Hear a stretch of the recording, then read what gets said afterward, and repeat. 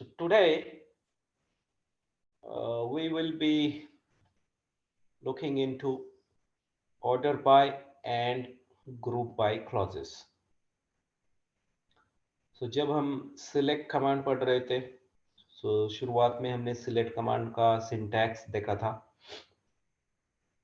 तो सिंटैक्स के अंदर आपने देखा होगा कि select कमांड के साथ आप order by and group by clause भी यूज कर सकते हो।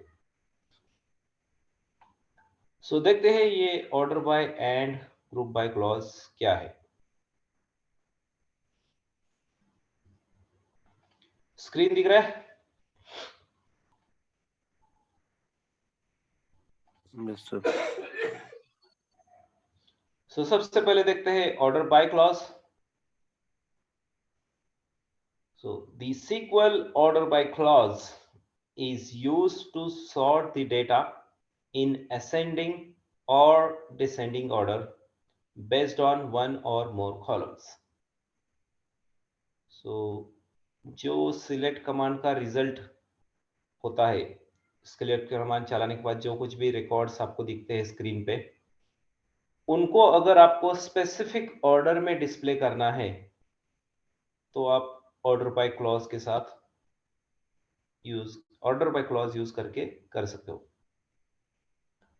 It specifies the order in which the retrieved rows are displayed.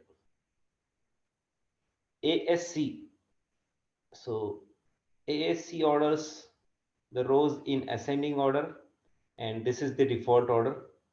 तो ऑर्डर बाय के साथ आप ASC और DESC ये दो कीवर्ड यूज करते हो, ये आपने सिंटैक्स में देखा होगा।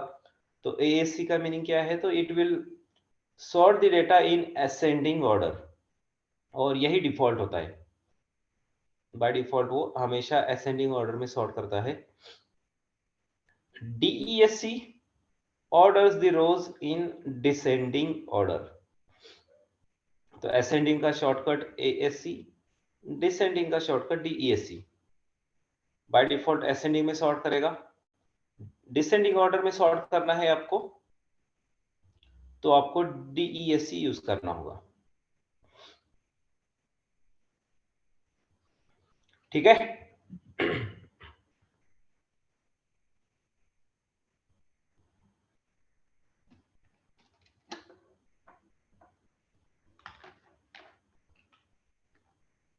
समझ में आया ऑर्डर बाय क्लॉज क्या करता है?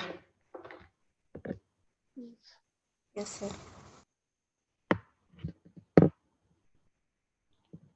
सो कुछ एग्जांपल्स भी देख लेते हैं ऑर्डर बाय क्लॉज के, so that you will have more clarity.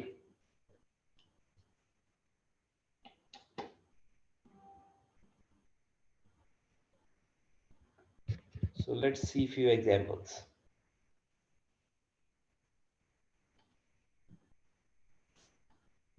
So first example, सबसे पहले कनेक्ट करते हैं चार स्कीमा पे।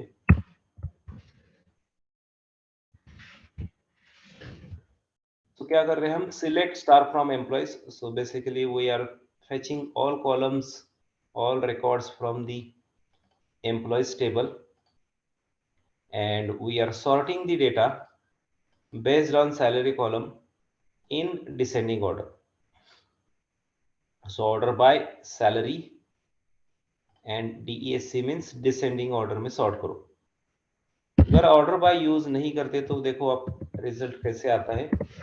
तो डिफॉल्ट ऑर्डर क्या होता है? तो जिस तरीके से आपने डेटा इंसर्ट किया है उसी तरीके से वो दिखाता है। तो पहला रिकॉर्ड आपने ये वाला इंसर्ट किया था तो इसकी वजह से फर्स्ट नंबर पे रिकॉर्ड ये दिखा रहा है। सेकंड रिकॉर्ड आपने ये इंसर्ट करा था, तो बाय डिफॉल्ट जिस सीक्वेंस में डेटा इंसर्ट हुआ था उसी सीक्वेंस में वो फेच करने के बाद दिखाता है। So instead of displaying data in this order, let's say you want to sort the data based on salary column and that too in descending order.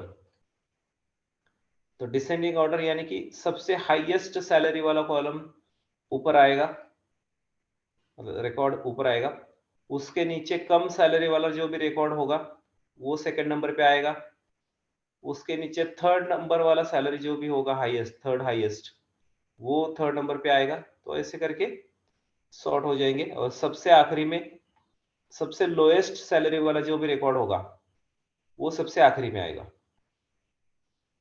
So let's see that, इसकी वजह से हमने use किया order by salary descending. So now if you see the data got sorted based on the salary column. So सबसे highest salary जो है 24,000 है, उसके बाद 17,000 सैलरी है और वो दो रिकॉर्ड के लिए है, तो दो रिकॉर्ड आ गए यहाँ पे। नेक्स्ट थर्ड हाईएस्ट सैलरी 14,000 है, this is the fourth highest salary, fifth highest, तो ऐसे करके लोएस्ट लोएस्ट और सबसे आखिरी में जो भी कम सैलरी वाला रिकॉर्ड है वो सबसे आखिरी में आ गया।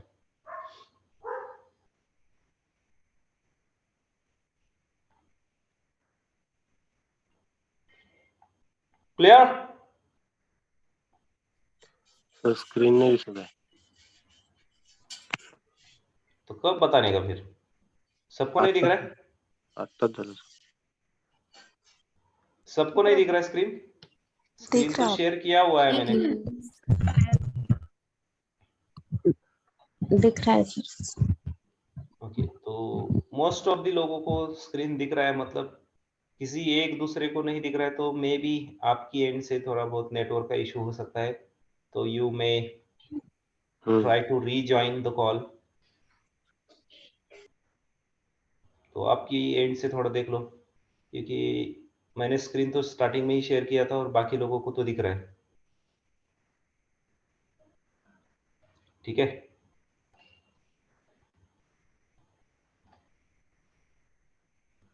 सो बढ़ते हैं नेक्स्ट एग्जाम्पल की तरफ।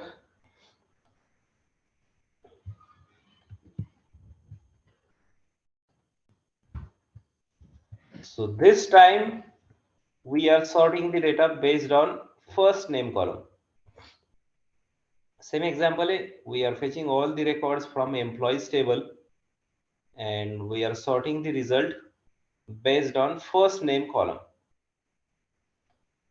तो न्यूमेरिकल है तो नंबर के बेसिस पे सॉर्ट करेगा, बड़ा नंबर छोटा नंबर।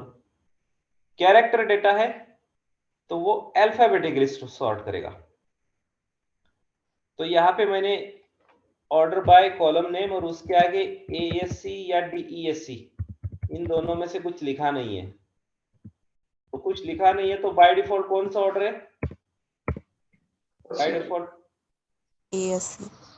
बाय डिफॉल्ट वो असेंडिंग ऑर्डर में सॉर्ट करता है, यानी कि ASC। तो ये कीवर्ड आपने लिखा नहीं लिखा तो भी चलेगा, क्योंकि यही डिफॉल्ट ऑर्डर है। Default order is your ascending order. So if you write ASC or do not write, doesn't matter, because this is the default order. So let's try it out. So this time data got sorted based on the first name column and in ascending order. So alphabetically ascending order यानी कि A से लेके Z तक। तो सबसे पहले A से चालू होने वाले जो भी नाम है वो आएंगे, उसके बाद B से चालू होने वाले नाम, उसके बाद C से चालू होने वाले नाम, ABCDEFGHI ऐसे करके जो भी सबसे लास्ट वाला लेटर होगा वो यहाँ पे आ गया। और यहाँ पे आप देखते हो कि A से चालू होने वाले कई सारे नाम हैं, तो फर्स्ट लेटर अगर कॉमन है तो वो क्या करेगा, फिर नंबर ऑफ मल्टीपल रिकॉर्ड्स के लिए फर्स्ट लेटर A जो है मल्टीपल रिकॉर्ड्स के लिए है, तो फिर वो क्या करेगा, तो इतने सारे लोगों के लिए, मतलब इतने सारे रिकॉर्ड का फर्स्ट नेम जो है A से ही स्टार्ट होता है। तो इनमें कैसे डिसाइड करेगा कि एडम ही फर्स्ट आएगा एंथनी लास्ट में आएगा? कैसे डिसाइड किया उसने? Second letter. राइट। तो अगर फर्स्ट लेटर काफी सारे रिकॉर्ड के लिए A है तो वो जाएगा सेकंड लेटर पे, तो सेकंड लेटर पे के बेसिस पे वो सॉर्ट करेगा। तो डी जो है इन सारे बाकी लोगों के का जो सेकंड लेटर है उसमें डी सबसे पहले आता है, एल के पहले डी आता है, देन एम के पहले भी डी आएगा, एन के पहले भी डी आएगा, तो इसकी वजह से डी पे गया। अगर फर्स्ट 2 लेटर्स भी अगर कॉमन होते तो वो थर्ड लेटर पे जाता, तो ऐसे करके नेक्स्ट लेटर के बेसिस पे जाके वो सॉर्ट करेगा। तो उसके बेसिस पे उसने डिसाइड किया कि एडम फर्स्ट आएगा, एलेना सेकंड आएगा, एल्बर्टो थर्ड आएगा, लाइकवाइज उसने सॉर्ट किया। अगर पूरा ही नेम कॉमन है तो वो रैंडमली फिर कोई इसको एक उठाएगा, तो इसको उसने ऊपर लिया, अलेक्जेंडर पहले, अलेक्जेंडर खो को उसने पहले लिया, अलेक्जेंडर हुनोल्ड को उसने सेकंड लिया। तो क्योंकि यहाँ पे पूरा का पूरा नेम ही सेम है, तो फिर वो ये यहाँ पे ऐसे ही रैंडमली उठाएगा पहला दूसरा।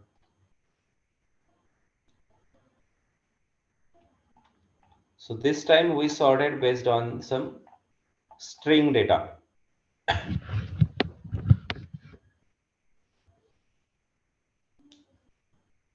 Next example,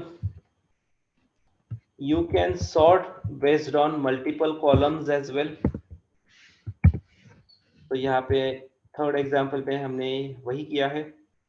So again select star from employees, order by, extract year from hire date, comma salary descending। तो यहाँ पे 2 कॉलम के बेसिस पे डेटा सॉर्ट हो रहा है। हायर डेट में से हमने ईयर को बाहर निकाला है, और ईयर के बेसिस पे सबसे पहले डेटा सॉर्ट होगा, और that too in ascending order, क्योंकि इसके आगे हमने एएससी डीएससी नहीं लिखा है, और बाय डिफॉल्ट ऑर्डर हमेशा असेंडिंग होता है।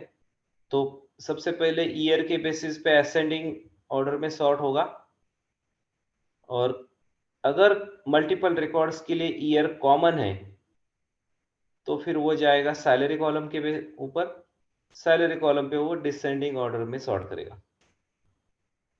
तो यहाँ पे 2 कॉलम के बेसिस पे डेटा हम सॉर्ट कर रहे हैं। So let's try this out.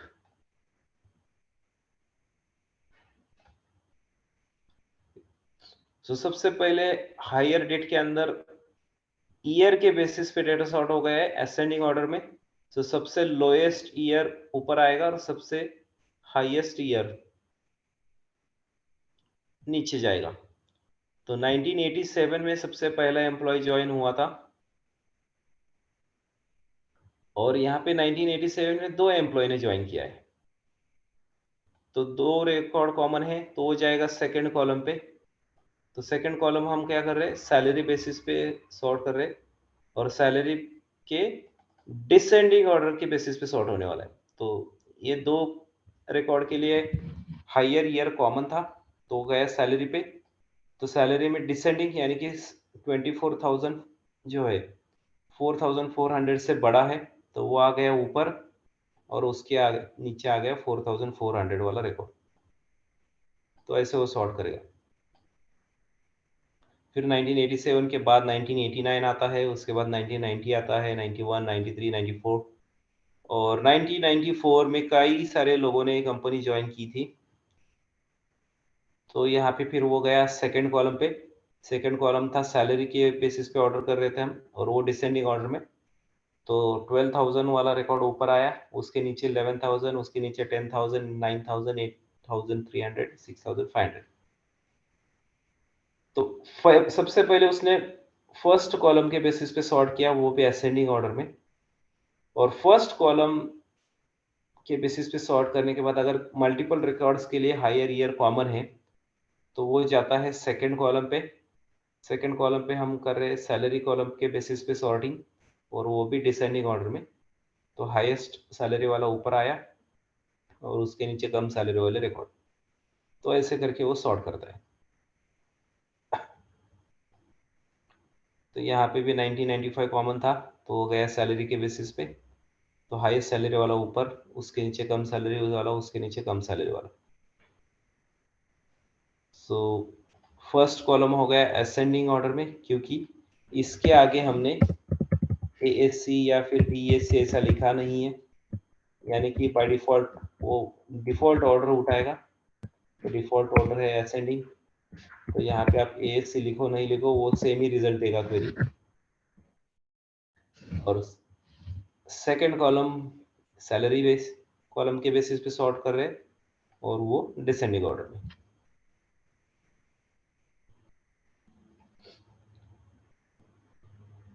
So, are you getting?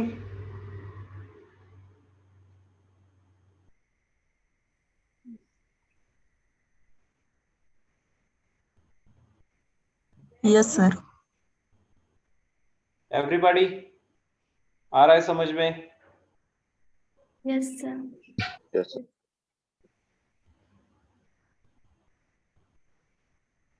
Good. Next example.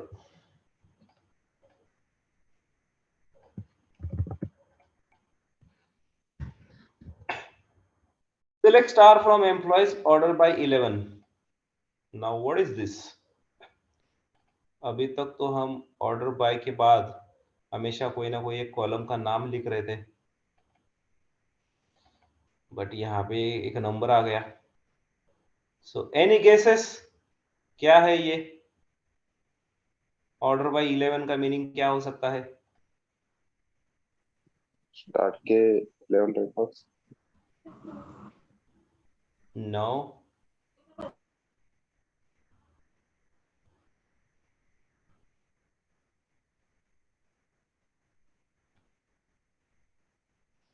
Order by 11 मतलब किस बेसिस पे सॉर्ट करेगा वो? चलो आपको क्वेरी चला के भी देख लेता हूं, और देखो क्वेरी के बेसिस पे कुछ समझ में आता है रिजल्ट देखने के बाद कि किस बेसिस पे ये डेटा सॉर्ट हुआ है। रिजल्ट देख के बताओ।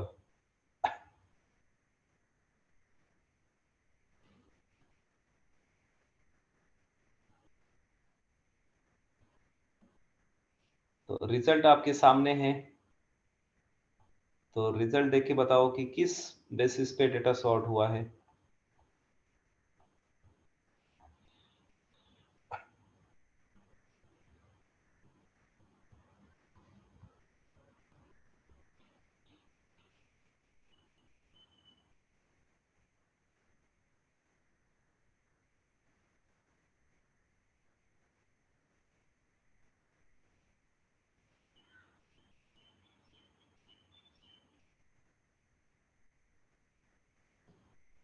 रिजल्ट देख के तो पता लगना ही चाहिए, क्योंकि रिजल्ट आपके सामने है, स्क्रीन के ऊपर है, तो यहाँ से पता चलता है कि डेटा किस बेसिस पे सॉर्ट हुआ है।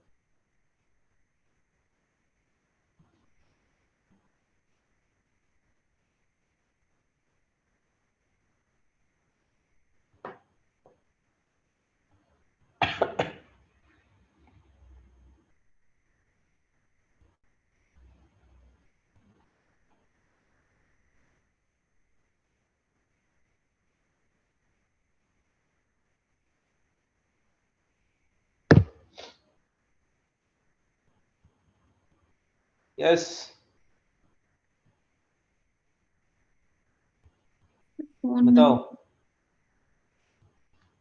फोन नंबर ऐसे कैसे बोल सकते हो? यहाँ पे 515 है, उसके बाद 6 और उसके बाद 5 आया है, ऐसे कैसे? तो 5 वाले सारे ऊपर आने मांगते ना, उसके बाद 6 चालू होना था, ये बीच में 6 क्यों आया?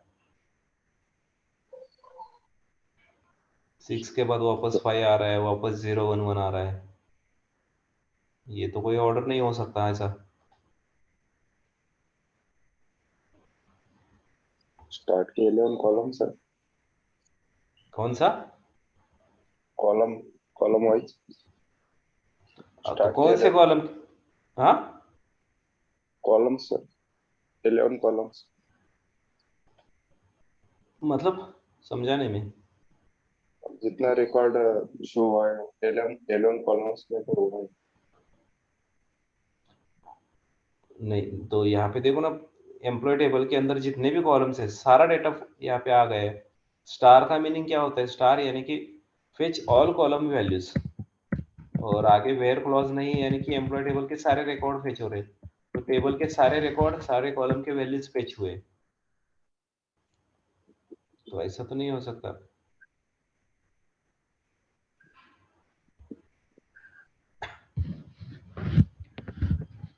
So if you check,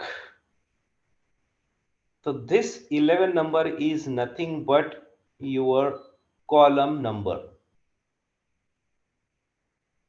तो ऑर्डर बाय 11 का मतलब क्या है? तो 11 नंबर वाला जो भी कॉलम है उस कॉलम के बेसिस पे डेटा को सॉर्ट करो।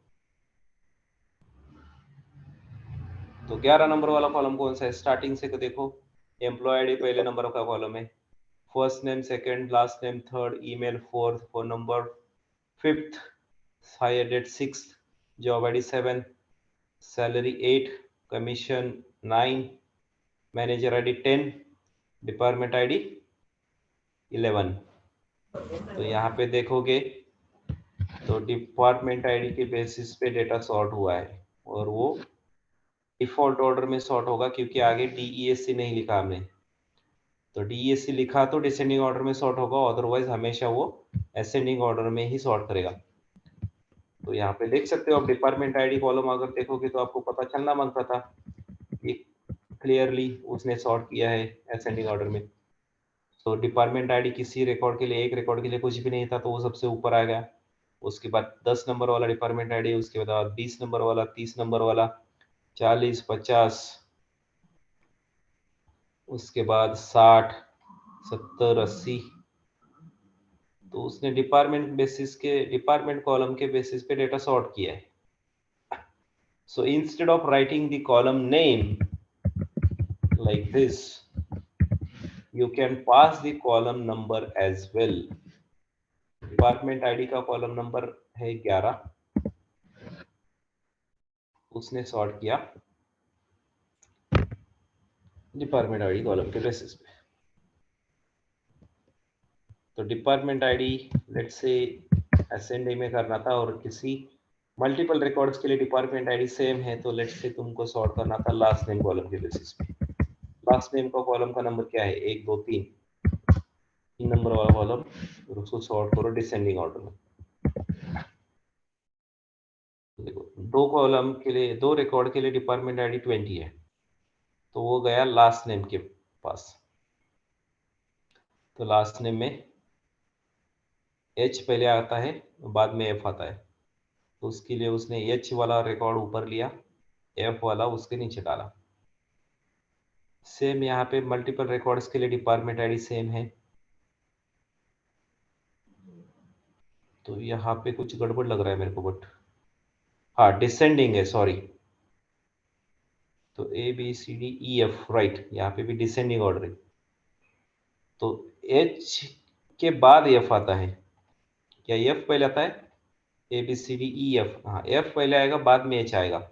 और डिसेंडिंग ऑर्डर है तो उसने H को ऊपर डाला, F को नीचे डाला। और यहाँ पे भी सेम किया है। T के पहले R आएगा, R के पहले K आएगा, K के पहले H, H के पहले C, C के पहले B, क्योंकि लास्ट नेम पे हम डिसेंडिंग ऑर्डर में सॉर्ट कर रहे हैं, डिपार्टमेंट आईडी असेंडिंग ऑर्डर में आ रहा है। तो डिपार्टमेंट आईडी असेंडिंग में आ गया, और मल्टीपल रिकॉर्ड्स के लिए अगर डिपार्टमेंट आईडी सेम है तो हो जाएगा लास्ट नेम, और लास्ट नेम पे डिसेंडिंग ऑर्डर में। तो इसकी वजह से T वाला रिकॉर्ड ऊपर आया, उसके बाद R वाला, उसके बाद K वाला, उसके बाद H वाला, उसके बाद C, और उसके बाद B। So this is how you can pass the column numbers instead of column name, but this is not like readable,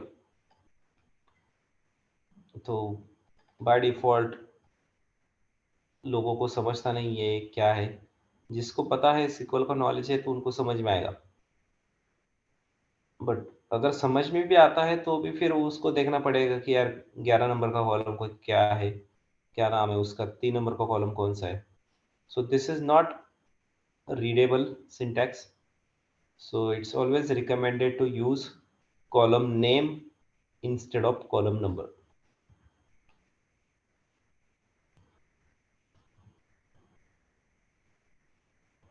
clear है?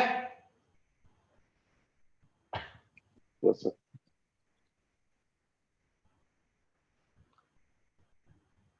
So this is order by clause. Pretty simple.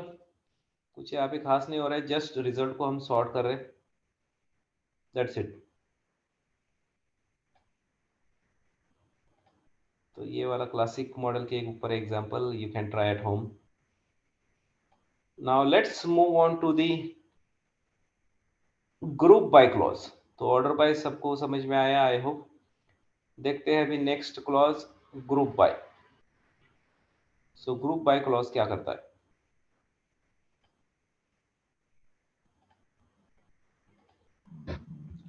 And group by is one of the important clauses. उसका use होता है ज्यादातर और interview में भी उसके related questions पूछते हैं ज्यादातर। सो ग्रुप बाय क्या करता है? The group by clause is used in a select statement to collect data across multiple records and group the result by one or more columns. It arranges the identical data into groups. तो similar data का एक group बनाना है आपको, या identical data को का group बनाना है, तो ग्रुप बाय क्लॉज यूज करते हो। एग्जाम्पल, तो मान लो आपका जो बैच है, अभी आप लोग सेशन अटेंड कर रहे हो, तो मैं बोलता हूं कि टेक्निकल एजुकेशन बैकग्राउंड वाले लोग एक बाजू में खड़े हो जाओ, नॉन टेक्निकल एजुकेशन बैकग्राउंड वाले लोग दूसरे बाजू में खड़े हो जाओ। तो मैंने यहाँ पे क्या किया है, आप जितने भी लोग थे टोटल, उनको दो ग्रुप में मैंने डिवाइड किया। एक ग्रुप जिसमें टेक्निकल एजुकेशन वाले, जो भी उनका टेक्निकल बैकग्राउंड एजुकेशन, उनका एक अलग ग्रुप बनाया, और नॉन टेक्निकल एजुकेशन बैकग्राउंड जिस किसी लोगों का है, उनका एक अलग सा ग्रुप बनाया। So similarly group by clause भी वही करता है सीक्वल के अंदर। तो आइडेंटिकल डेटा यानी कि ऐसा डेटा जो सिमिलर कैटेगरी को बिलोंग करता है, जैसे कि टेक्निकल बैकग्राउंड एक कैटेगरी हो गई एक्सक्यूज मी, तो उनका एक अलग सा ग्रुप हो गया। नॉन टेक्निकल बैकग्राउंड एक अलग सी कैटेगरी हो गई, तो उनका एक ग्रुप हो गया। तो बेसिकली ग्रुपिंग करता है।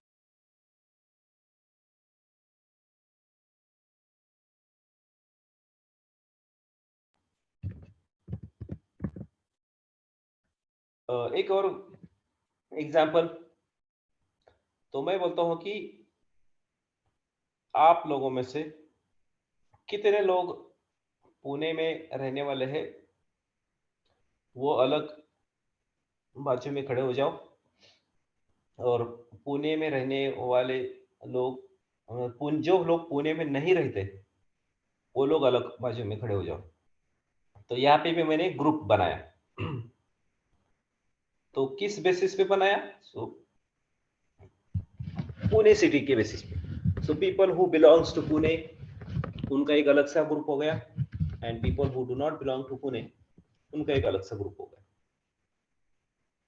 सो सेम तरीके से ग्रुप बाय क्लॉज भी काम करता है सीक्वल के अंदर।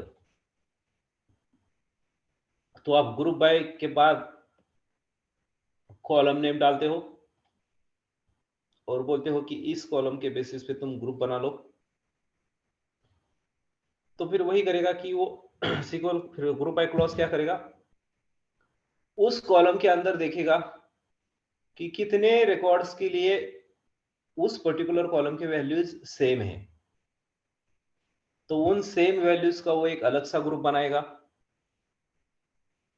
तो ऐसे हर एक यूनिक वैल्यूज का एक अलग अलग सा ग्रुप बनेगा। And then having clause is used to filter the group by result. तो ग्रुप बनाया, तो उस ग्रुप के ऊपर भी अगर आपको कुछ फिल्टर करना है, फिल्टरेशन लगाना है तो वो आप लगा सकते हो using having clause. So using group by clause, you can group the identical data together, and if you want to filter out the grouped data, then you can do that using having clause.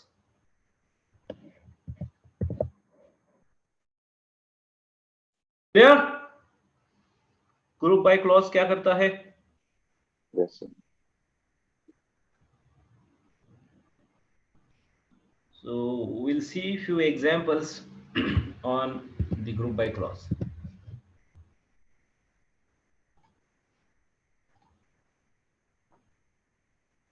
So group by clause में पहला example देखते हैं. Find department wise minimum, maximum and average salary in employees table.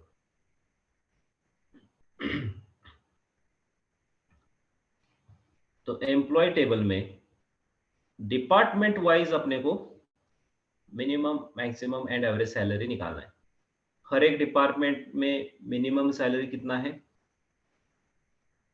उस department का maximum salary कितना है और उस डिपार्टमेंट के अंदर एवरेज सैलरी कितना है.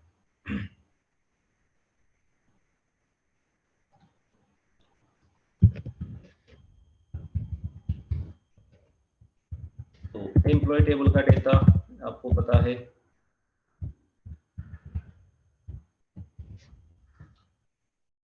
हर एक एम्प्लॉय का रिकॉर्ड यहाँ पे मौजूद है और हर एक एम्प्लॉय कौन से डिपार्टमेंट में काम करता है उसके लिए अपने पास डिपार्टमेंट नेम नाम का कॉलम है. तो ऑब्वियसली एक डिपार्टमेंट के अंदर कई सारे लोग काम कर सकते हैं. आईटी डिपार्टमेंट अगर है तो आईटी डिपार्टमेंट में तो कई सारे लोग काम करते हैं. एडमिन डिपार्टमेंट में कई सारे लोग काम करते हैं. सेल्स डिपार्टमेंट में कई सारे लोग काम करते हैं. एचआर डिपार्टमेंट, तो एक डिपार्टमेंट के अंदर कई सारे लोग काम कर सकते हैं और हर एक लोगों का सैलरी अलग अलग हो सकता है. ऐसा कभी नहीं होता कि एक ही डिपार्टमेंट के अंदर जितने भी लोग काम करते हैं उनका सबका सैलरी सेम हो. फ्रेशर लोगों का सैलरी कम रहेगा, एक्सपीरियंस वालों का ज्यादा रहेगा, मैनेजर लोगों का उससे ज्यादा रहेगा, लीड का थोड़ा, बाकी जो रिसोर्स है उनसे थोड़ा ज्यादा रहेगा. तो obviously salary will be differ for each and every employee even though they work in same department. तो हमें डेटा को डिपार्टमेंट के बेसिस पे ग्रुप करना है. तो मान लो 90 डिपार्टमेंट, तो 90 डिपार्टमेंट में जितने भी लोग काम करते हैं उनका एक अलग सा ग्रुप बनाए. 60 डिपार्टमेंट में जो भी लोग काम करते हैं उनका एक अलग सा ग्रुप बनेगा. 100 डिपार्टमेंट में जितने भी लोग काम करते हैं उनका एक अलग सा ग्रुप बनेगा. तो उस ग्रुप के अंदर फिर हम देखेंगे कि सबसे कम सैलरी वाला रिकॉर्ड क्या है. तो हो गया तुम्हारा मिनिमम सैलरी. और उसी डिपार्टमेंट के अंदर फिर सबसे हाईएस्ट सैलरी वाला रिकॉर्ड कौन सा है वो देखेंगे. तो वो हो गया तुम्हारा maximum salary for that particular department. और एवरेज कैसे निकालेंगे, तो उस डिपार्टमेंट के अंदर जितने भी रिकॉर्ड्स है तो उनका रिकॉर्ड का काउंट निकालेंगे और फिर इन सैलरी का सम डिवाइड बाय काउंट करेंगे तो क्या आएगा, फिर एवरेज आएगा. तो इन सभी सैलरी का टोटल मारने के बाद ये, और फिर देखेंगे कि कितने रिकॉर्ड है, 1 2 3 4 5 6. तो इन सैलरी का टोटल डिवाइड बाय 6 करेंगे तो वो आएगा एवरेज. तो ऐसे हर एक डिपार्टमेंट का अपने को minimum, maximum and average salary निकालना है.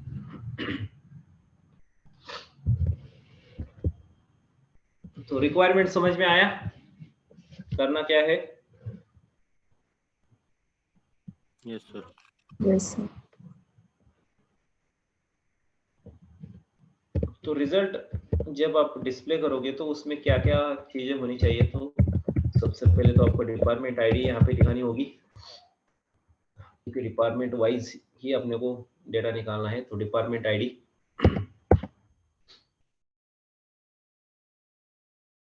उस डिपार्टमेंट का मिनिमम सैलरी कितना है, उस डिपार्टमेंट का मैक्स सैलरी कितना है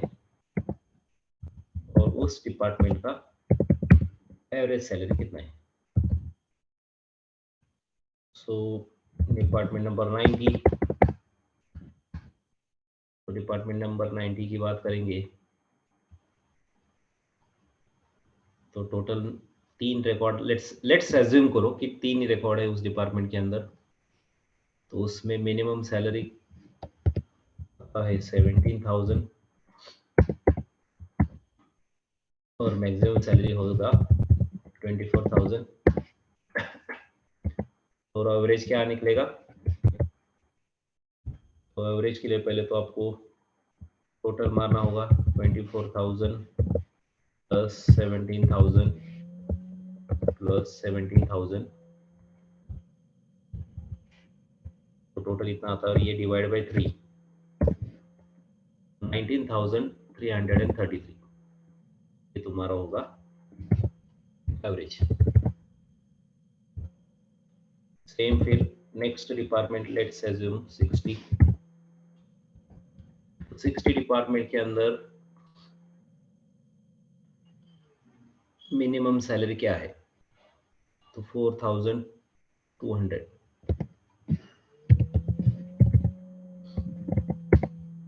मैक्सिमम सैलरी कितना है 9,000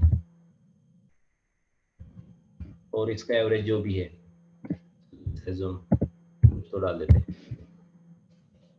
तो ऐसे करके हर एक डिपार्टमेंट, तो जितने भी डिपार्टमेंट है जिसके अंदर एम्प्लॉइज काम करते हैं, तो ऐसे हर एक डिपार्टमेंट का आपको minimum, maximum and average salary निकालना है। ऐसे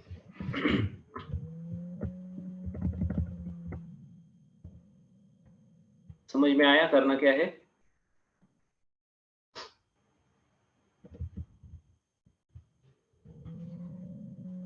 Is everybody clear with the requirement?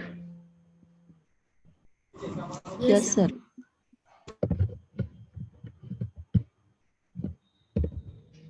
So let's write a query.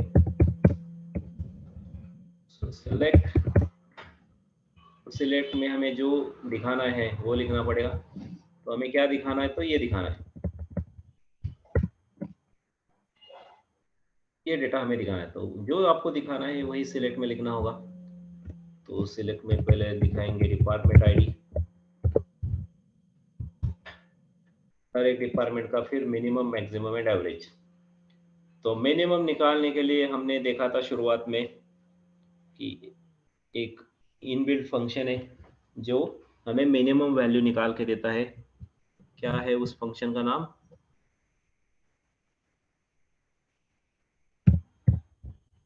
so min is the function which gives you the minimum value for the given set of numbers। तो salary में से अपने को minimum value निकालनी है, salary में से ही maximum value निकालनी है, एंड सैलरी में से ही एवरेज वैल्यू निकालना है।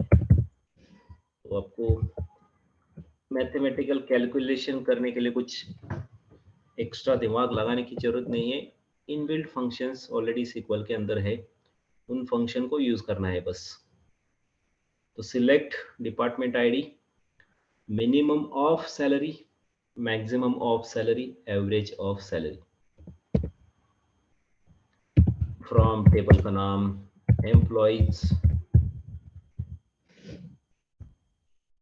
सिर्फ इतना लिखा तो चलेगा क्या, इससे अपने को रिजल्ट आएगा जो अपने को चाहिए। ग्रुप बाय पे डालना पड़ेगा। तो वो पढ़ रहे हैं यानी कि वो तो यूज करना ही पड़ेगा, वही पढ़ रहे हैं अपन। तो अगर लेट्स से इतना ही क्वेरी आप लिख के चलाओगे तो वो क्या करेगा,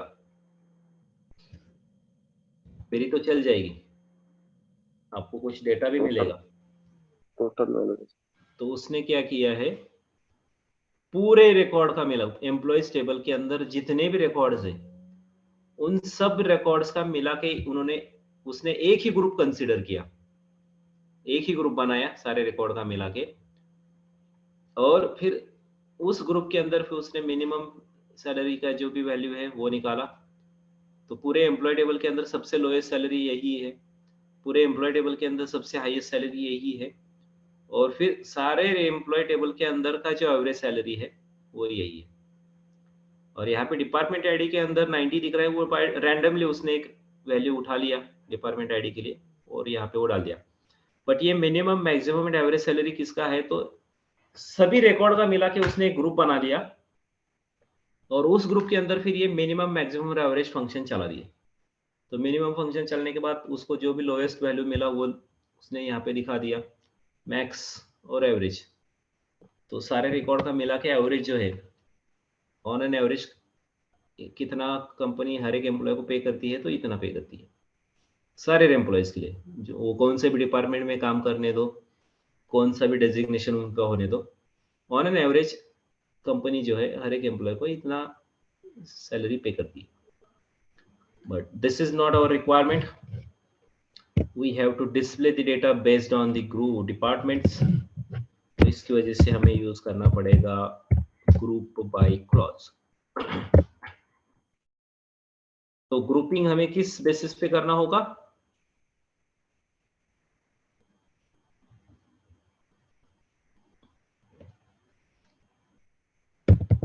ऑब्वियसली डिपार्टमेंट आईडी, क्योंकि डिपार्टमेंट आईडी के बेसिस पे ही हमें डेटा दिखाना है, राइट।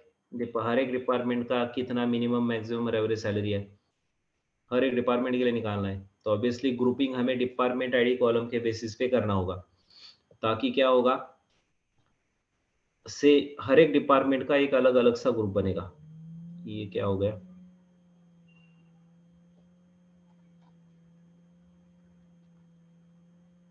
ये क्या आ गया,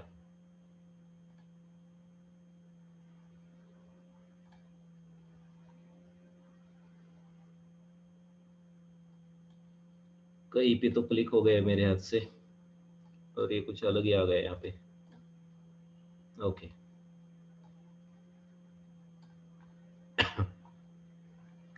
तो हर एक डिपार्टमेंट का हमें मिनिमम मैक्सिमम और एवरेज सैलरी निकालना है। तो ऑब्वियसली ग्रुपिंग हमें डिपार्टमेंट आईडी कॉलम के बेसिस पे करना होगा। तो हर एक डिपार्टमेंट के अंदर जितने भी लोग काम करते हैं उनका एक अलग अलग सा ग्रुप बनाएंगे। तो इसकी वजह से हमने ग्रुप बाय के अंदर क्या डाला, डिपार्टमेंट आईडी। तो हर एक डिपार्टमेंट का अलग अलग सा ग्रुप बनेगा और उन ग्रुप के ऊपर ये फंक्शन चलेंगे। फिर instead of applying this functions on entire data, हर एक ग्रुप के लिए अलग अलग सा ये फंक्शन चलेगा। तो 60 वाला जो ग्रुप बनेगा उसके ऊपर ये तीनों फंक्शंस अलग से चलेंगे। 100 वाला ग्रुप बनेगा तो उसके ऊपर ये तीनों फंक्शंस अलग से चलेंगे। तो ये हर एक ग्रुप के लिए अलग अलग से फंक्शन चलेंगे फिर, और उससे अपने को जो भी अपना रिक्वायरमेंट थे उस रिक्वायरमेंट के बेसिस पे डेटा मिल जाएगा। तो एक रिकॉर्ड ऐसा था, जो एक एम्प्लॉय ऐसा था जो किसी भी डिपार्टमेंट में काम नहीं करता, तो उसका एक अलग सा ग्रुप बन गया, उसका मिनिमम मैक्सिमम और एवरेज सैलरी तो एक ही रिकॉर्ड था, तो इसकी वजह से मिनिमम मैक्सिमम एवरेज उतना ही दिखा रहा है। 10 नंबर डिपार्टमेंट में भी एक ही सिर्फ एम्प्लॉय काम करता है, तो उसका भी मिनिमम मैक्सिमम और एवरेज सैलरी सेम ही आएगा। तो आप एम्प्लॉय टेबल में देख सकते हो 10 नंबर डिपार्टमेंट में सिर्फ एक ही बंदा काम करता है, या फिर मल्टीपल लोग भी काम करते होंगे और उनका सैलरी अगर सेम होगा 4400, तो ऑब्वियसली मिनिमम मैक्सिमम और एवरेज उतना ही आएगा। बट 10 नंबर डिपार्टमेंट में सिर्फ एक ही लोग एम्प्लॉय काम करता है, तो इसकी वजह से वहां पे mean max average same value दिखा रहा है। बाकी रिकॉर्ड के बाकी डिपार्टमेंट में देखोगे तो मिनिमम मैक्सिमम एवरेज तो एज पर दी रिकॉर्ड्स उसने दिखा दिया। तो लाइकवाइज हर एक डिपार्टमेंट, उस डिपार्टमेंट में मिनिमम सैलरी कितना है, मैक्स सैलरी कितना है, और उस डिपार्टमेंट का एवरेज सैलरी कितना है।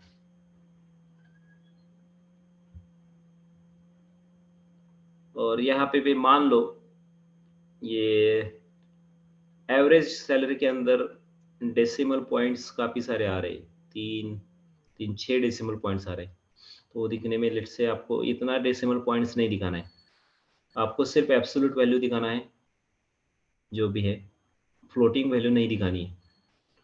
तो उसको आप राउंड कर सकते हो, यहाँ पे भी 0.00 आ रहा है, तो ये पॉइंट के आगे वाला आपको नहीं दिखाना है, सिर्फ जो एब्सोल्यूट वैल्यू है वही आपको दिखानी है, रियल वैल्यू। तो इसके ऊपर आप एक राउंड नाम का फंक्शन है वो भी लगा सकते हो। तो राउंड, और आपको कितने डेसिमल पॉइंट्स दिखाने हैं, तो 0 डेसिमल पॉइंट्स मुझे दिखाने हैं।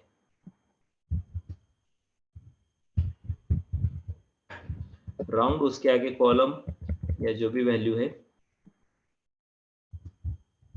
और कितने डेसिमल पॉइंट्स आपको दिखाने हैं।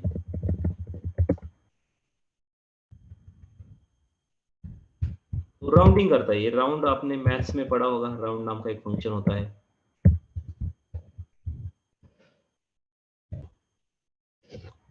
उसने फिर वो फ्लोटिंग पॉइंट वाले वैल्यूज हटा दिए।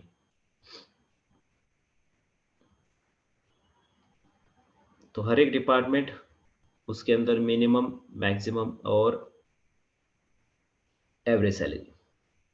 और यहाँ पे आप कॉलम के नाम भी देखोगे तो जो आपने यहाँ पे लिखा है एज इट इज ये कॉलम के नाम दिख रहे हैं, राउंड ऑफ में मैक्स मीन जो भी है। तो instead of this displaying like this, you want to display some different name here, तो आप उसको एलियास दे सकते हो।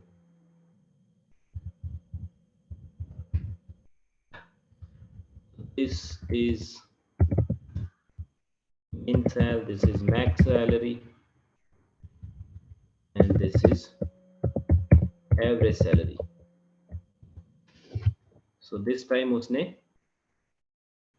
प्रॉपर नाम ले लिए, ताकि ये हमें समझ में भी आता है कि एग्जैक्टली क्या है क्या। पहले वाले ये नाम दिख रहे तो कुछ समझ में नहीं आ रहा। सो ये हमने क्या किया, तो एलियास दे दिया कॉलम को। एलियास यानी कि क्या होता है, तो किसी भी कॉलम को या टेबल को आप टेम्पररी दूसरे नाम से दूसरा नाम दे सकते हो, टेम्पररी बेसिस पे। तो जैसे कि इस कॉलम को मैंने टेम्पररी बेसिस पे एक दूसरा नाम दे दिया। क्या नाम दिया, तो ये नाम दिया। तो ये टेम्पररी यानी कि कब तक इसका ये रहेगा, इसका स्कोप कब कहाँ तक होगा, तो इस क्वेरी के दौरान ही होगा इसका स्कोप। जैसे ये क्वेरी खत्म हो जाएगा तो ये एलियास फिर आप दूसरी जगह पर रेफर नहीं कर सकते। तो मान लो मैं एक और क्वेरी लिख रहा हूँ, वहां पे मैं वो एलियास रेफर कर रहा हूँ, तो ये नहीं चलेगा, क्योंकि इसका स्कोप जो है इसी क्वेरी के दौरान ही है, यहाँ तक ही है। ये क्वेरी खत्म हो गई तो ये एलियास हो किस काम का नहीं। तो एलियास यानी कि टेम्पररी, आप कॉलम को या टेबल को भी नाम रीनेम कर सकते हो। आप टेबल को भी रीनेम कर सकते हो, कॉलम के रीनेम कर सकते हो, टेम्पररी बेसिस पे, नॉट द परमानेंट बेसिस पे। तो उसको बोला जाता है एलियास। तो मैंने कॉलम को यहाँ पे टेम्पररी रीनेम किया है, तो इसकी वजह से यहाँ पे ये कॉलम के नाम दिख रहे हैं। सो डिपार्टमेंट वाइज अपने को जो डेटा चाहिए था वो आ गया। ना मान लो एक रिकॉर्ड ऐसा है एम्प्लॉय टेबल के अंदर कि वो किसी भी डिपार्टमेंट में काम नहीं करता है, तो इसको मुझे रिजल्ट में से हटाना है। ये रिकॉर्ड मुझे रिजल्ट में नहीं दिखाना है, क्योंकि ये ऑब्वियसली किसी डिपार्टमेंट में काम नहीं करता है।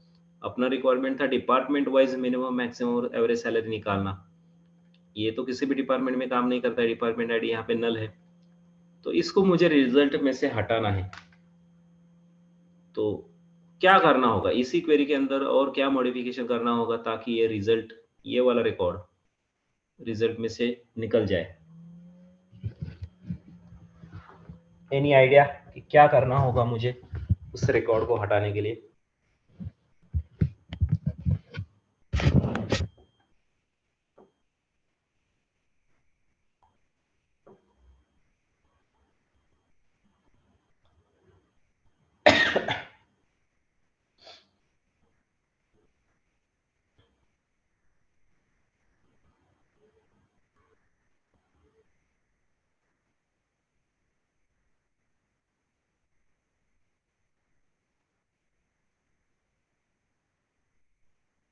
Yes.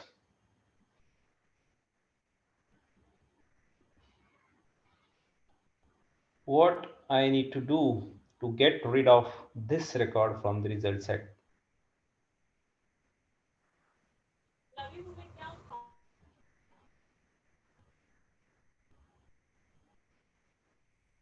सर क्वेश्चन क्या है? तो ये जो एक रिकॉर्ड है, ये सबसे ऊपर वाला, ये रिकॉर्ड क्या है? तो यहाँ पे डिपार्टमेंट आईडी नल है, यानी कि एक एम्प्लॉय टेबल के अंदर एक रिकॉर्ड ऐसा था कि वो एम्प्लॉय किसी भी डिपार्टमेंट में काम नहीं करता था, इसकी वजह से उसका एक अलग सा ग्रुप यहाँ पे बन गया और उसका जो भी मिनिमम मैक्सिमम एवरेज सैलरी यहाँ पे दिख रहा है। बट अपना रिक्वायरमेंट था कि डिपार्टमेंट वाइज मिन मैक्स और एवरेज सैलरी निकालो। तो डिपार्टमेंट वाइज तो ये वाला डेटा है अपना, हर एक डिपार्टमेंट। ये एक रिकॉर्ड किसी भी डिपार्टमेंट को बिलोंग नहीं करता है, तो ये मुझे रिजल्ट में नहीं दिखाना है। तो जब मैं क्वेरी चलाऊं तो ये रिकॉर्ड रिजल्ट में नहीं आना चाहिए। वेयर क्लॉज डालना पड़ेगा सर। क्या ग्रेटर देन क्या करेंगे? Where department ID is not equal to where department Is ID is not not equal to null. Null. null So null is not null operator use कर सकते. Correct. So group बनाने के पहले ही employ table में से आप ऐसे record fetch करो जहां पे हर एक एम्प्लॉय किसी ना किसी डिपार्टमेंट में काम करता है, और उसके बाद फिर ग्रुप बना लो। तो यहां पे आप डालोगे where department ID is not null. तो इससे क्या होगा कि एम्प्लॉय टेबल में से ऐसे रिकॉर्ड आएंगे जहां पे डिपार्टमेंट आईडी में वैल्यू नल नहीं है, यानी कि कोई ना कोई वैल्यू है, तो वो वाले रिकॉर्ड आएंगे और उन रिकॉर्ड के ऊपर फिर ग्रुपिंग चलेगा। तो उन रिकॉर्ड के ऊपर फिर डिपार्टमेंट आईडी पे ग्रुप बनाएगा और ग्रुप बनाने के बाद फिर हर एक रिकॉर्ड का जो भी मिनिमम मैक्स एवरेज सैलरी है वो आएगा।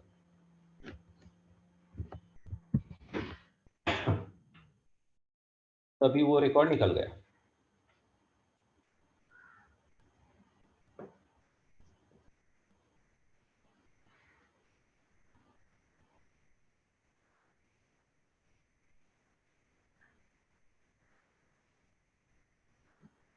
क्लियर है? Yes Yes. sir.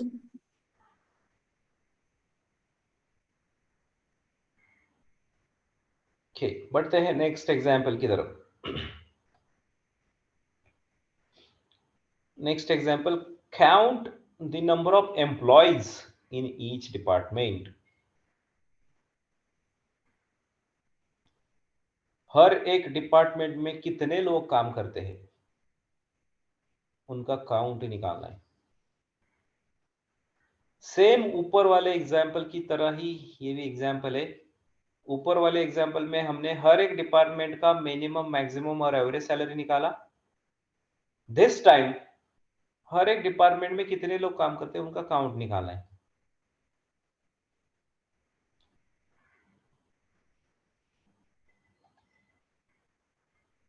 तो सेम इसके जैसा ही एग्जाम्पल है, बस instead of displaying minimum maximum and average salary you have to display the count of every department, number of employees working in every department।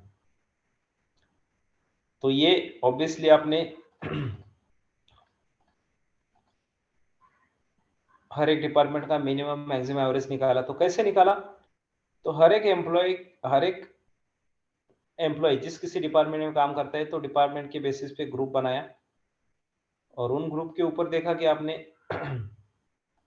Minimum salary कितना है, max कितना है, average कितना है। तो हर एक डिपार्टमेंट में जितने भी लोग हैं उनका काउंट भी निकालो।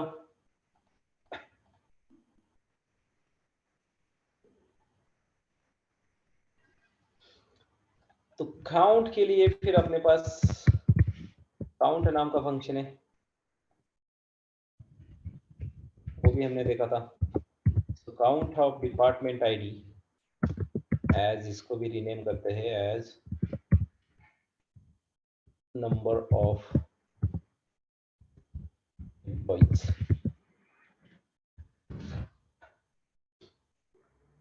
तो हर एक डिपार्टमेंट में कितने लोग काम करते हैं ये भी आ गया।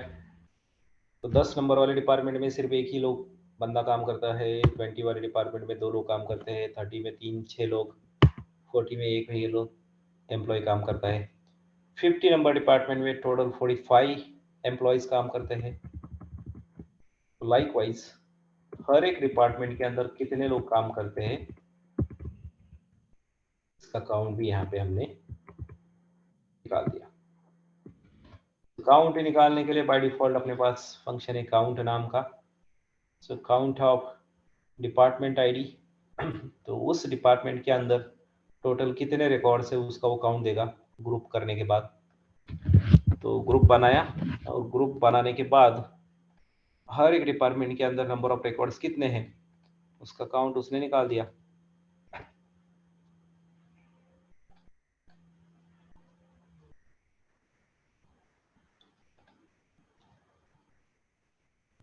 क्लियर?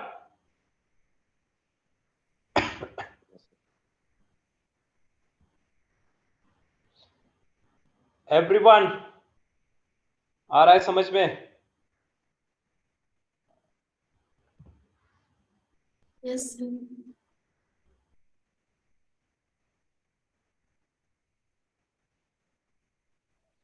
हेलो हाँ जी, सर, इसका मीनिंग यही हुआ ना कि 45 एम्प्लॉयज के डिपार्टमेंट 50 है, डिपार्टमेंट आईडी। तो डिपार्टमेंट नंबर 50, इस मैं डिपार्टमेंट के अंदर टोटल 45 लोग काम करते हैं। Yes sir. सर तो उन सब का भी और डिपार्टमेंट आईडी 50 ही होगा ना? तो ऑब्वियसली मैम, यस सर। और इन 45 लोगों में से सबसे कम सैलरी कितना है तो इतना है 2100। सबसे हाईएस्ट सैलरी कितना है तो 8200। और एवरेज सैलरी इन 45 लोगों का कितना है तो 3476। So on an average basically 50 department number में काम करने वाले लोगों को ऑन एन एवरेज इतना सैलरी मिलता है।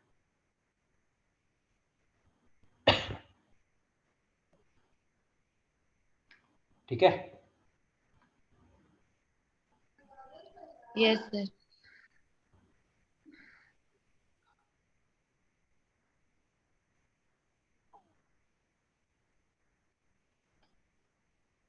नेक्स्ट एग्जांपल,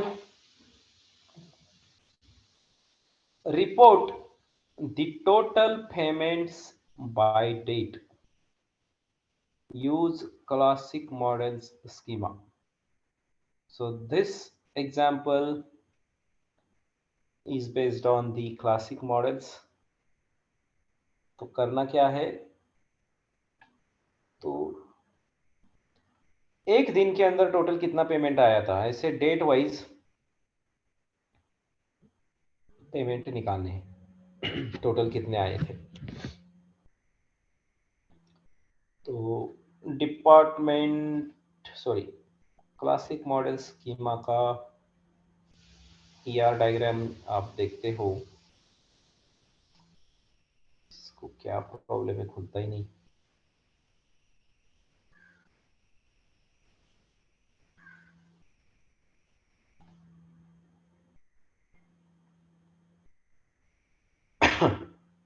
तो पेमेंट के लिए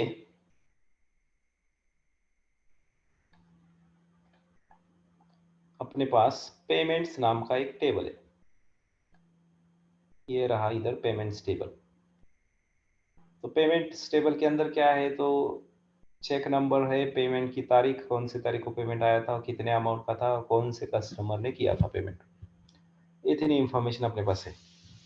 तो हमें डेट वाइज टोटल कितना पेमेंट आया था ये निकालना है। तो पॉसिबिलिटी है कि एक दिन में कई सारे लोगों ने पेमेंट किया हो, राइट? Yes. एक दिन के अंदर एक से ज्यादा लोग पेमेंट कर सकते हैं। तो उस एक दिन के अंदर टोटल कितना पेमेंट आया था ये हमें निकालना है हर एक दिन के अंदर। तो हर एक अलग अलग दिन, अलग अलग डेट पे कितना टोटल पेमेंट आया था।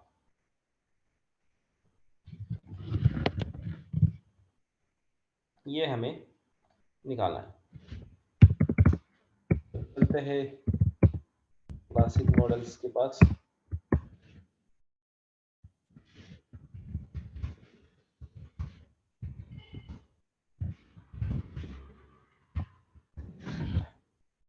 So this is the payment table data, customer number, check number, payment date, amount। तो एक दिन के अंदर कई सारे लोगों ने पेमेंट किया, हो सकता है किसी ने इतने अमाउंट का किया, किसी ने दूसरे अमाउंट का किया। तो एक दिन के अंदर टोटल कितना पेमेंट आया था, तो ऐसे हर एक दिन के अंदर कितना टोटल पेमेंट आया था ये निकालना।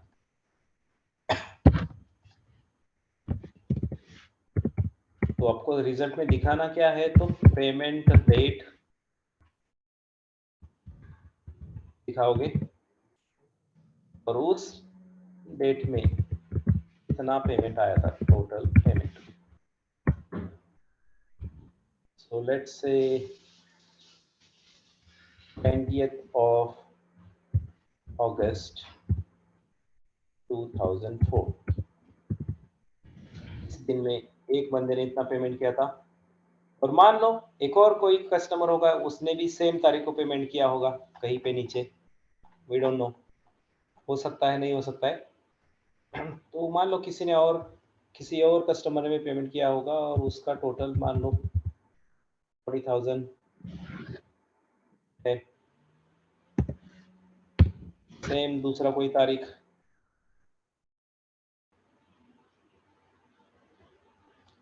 6 जून 2003। इस डेट पे एक कस्टमर ने किया है पेमेंट, एक और कोई और 2-3 कस्टमर हो सकते हैं सेम डेट को पेमेंट किया हो, तो उनका जो भी टोटल है वो यहाँ पे आपको दिखा। तो ऐसे हर एक डेट वाइज टोटल कितना पेमेंट आया था ये अभी अपने को निकालना है।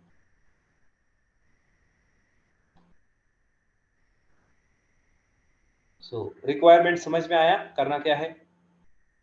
Yes.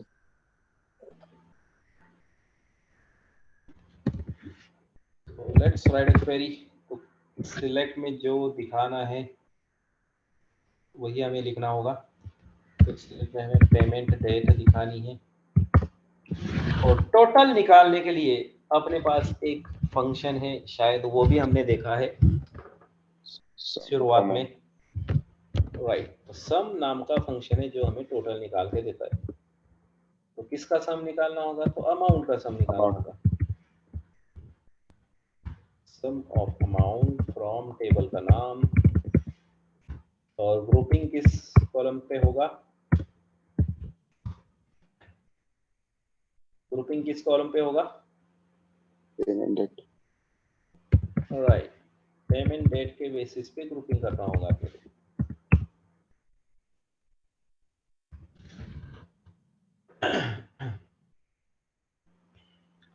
तो 16th of January 2003 उस तारीख को इतना पेमेंट आया था।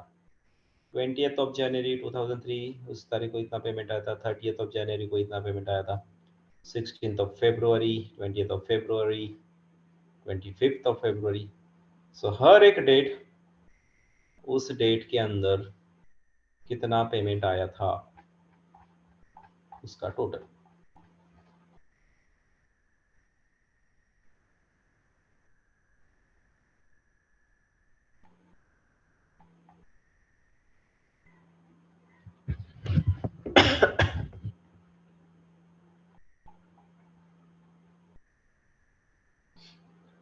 क्लियर? Yes.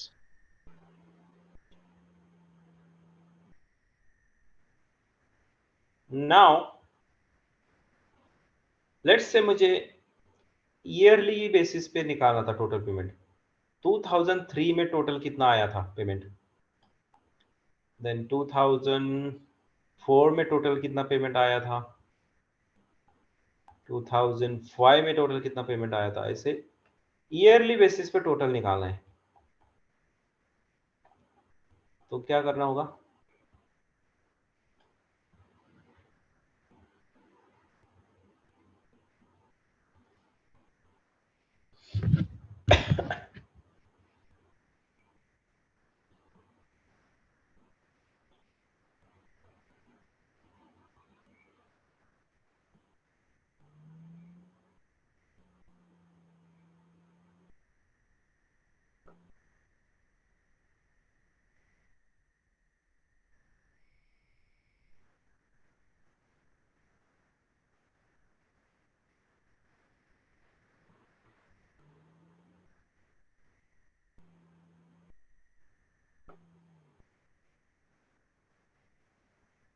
यस गाइस बोलो कुछ तो। ईयरली बेसिस पे टोटल निकालना है मुझे।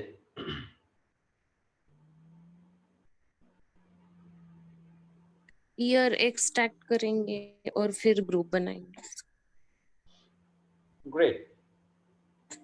तो डेट में से ईयर को बाहर निकालो और उस ईयर के बेसिस पे ग्रुप बना लो फिर, और ग्रुप बनने के बाद उसका टोटल निकालो।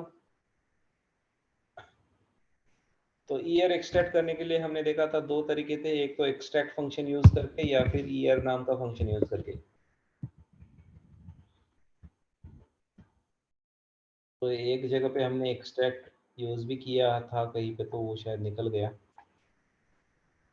ठीक है, तो कोई भी डेट में से आपको ईयर, मंथ या डेट बाहर निकालना है तो एक तो एक्सट्रैक्ट नाम का फंक्शन है या फिर ईयर नाम का फंक्शन है।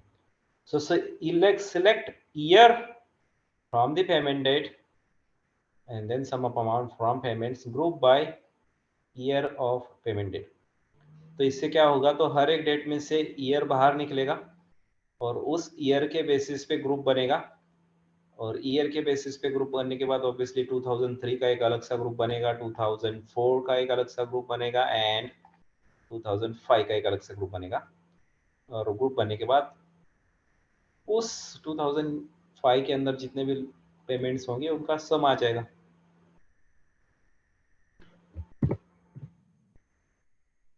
तो 2003 में इतना आया था, 2004 में इतना, 2005 में इतना।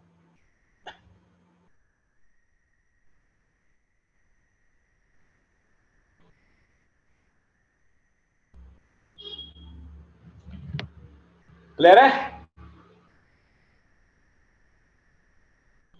Yes.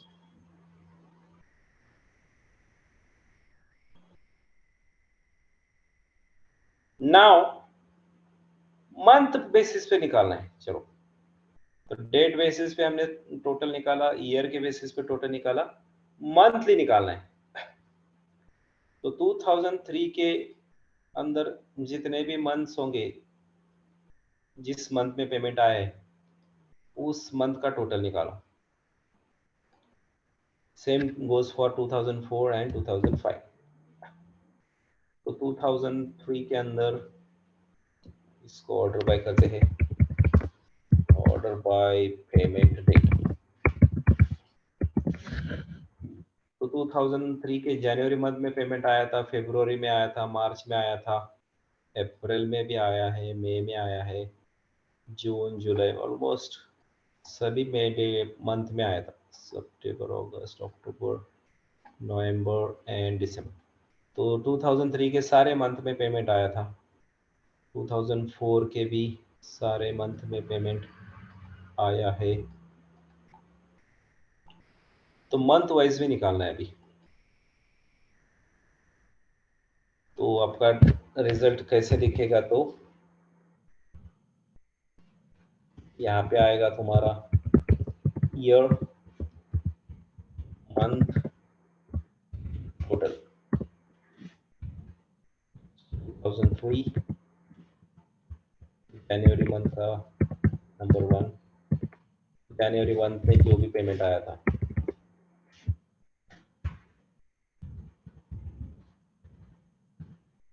देन फरवरी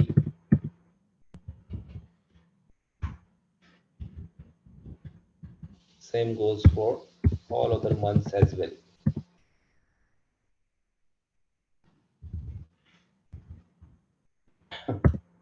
So likewise,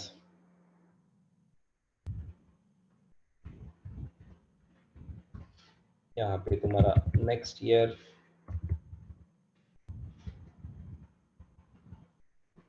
ईयर का जनवरी मंथ, इसके अंदर जो भी पेमेंट आया होगा, नेक्स्ट ईयर का फरवरी मंथ,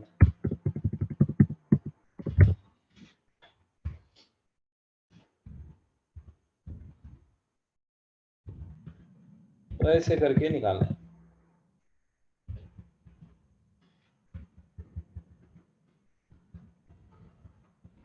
समझ में आया क्या करना है?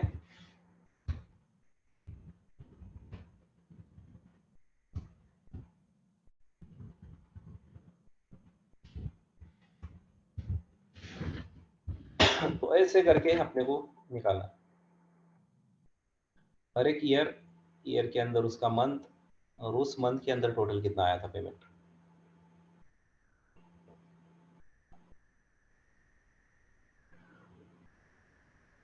बोलो।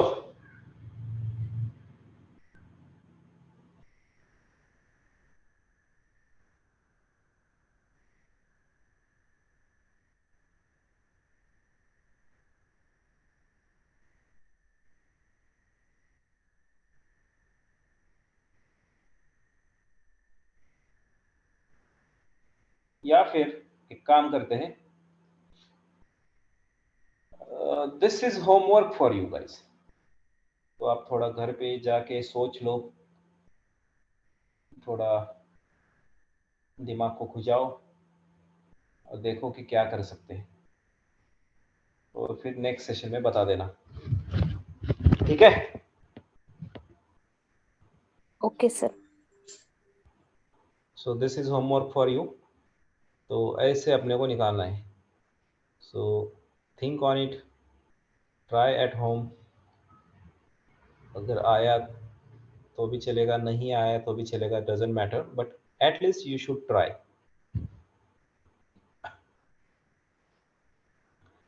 बढ़ते हैं नेक्स्ट एग्जाम्पल की तरफ।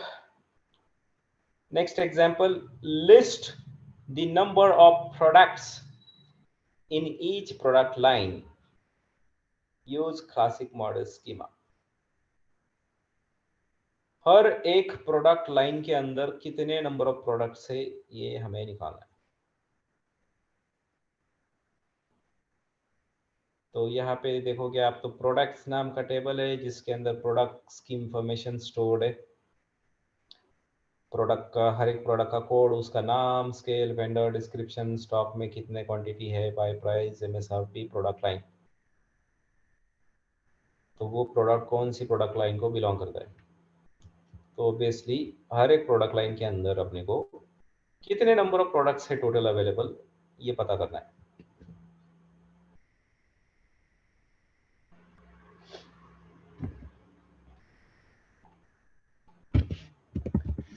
प्रोडक्ट टेबल का डेटा अगर आप देखते हो,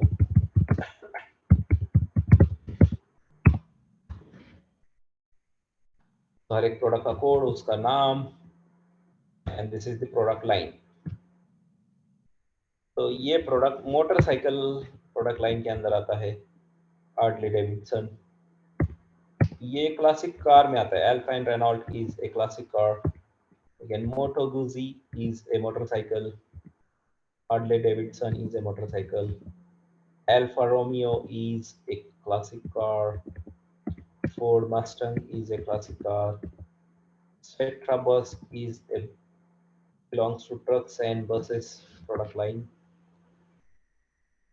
So Black Hawk helicopter belongs to planes category or the planes product line. This Lincoln Berlin is a vintage car. This is a train. This is a ship.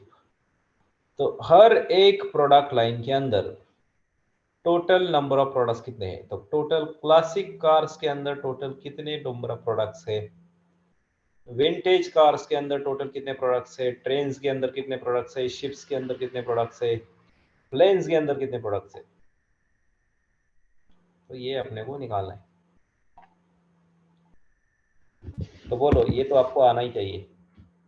तो दिखाना क्या होगा आपको, तो प्रोडक्ट लाइन,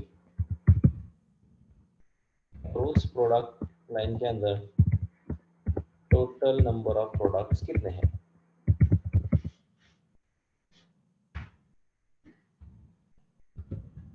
क्लासिक कार्स, तो मान लो classic car के अंदर 30 प्रोडक्ट है।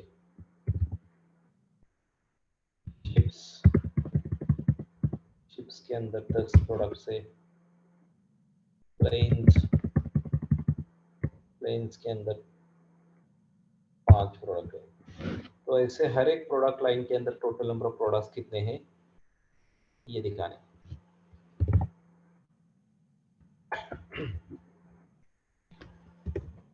बोलो क्या होगी query. Sir count of product line करना पड़ेगा और group by product line. By product. Good. So select के अंदर जो चाहिए हम लिख देंगे। तो अपने को क्या चाहिए, तो ये चाहिए। तो सिलेक्ट में हमें प्रोडक्ट लाइन दिखानी है और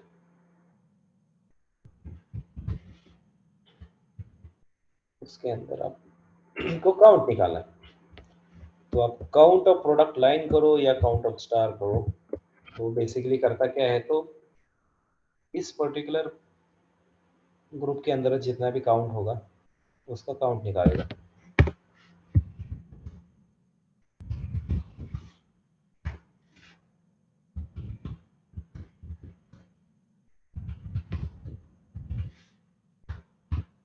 Group by product line.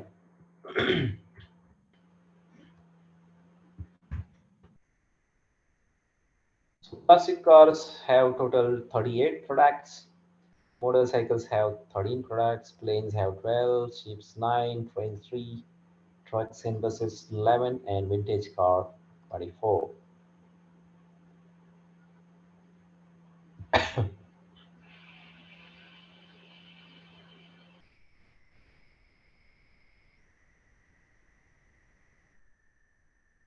Clear है? Yes sir.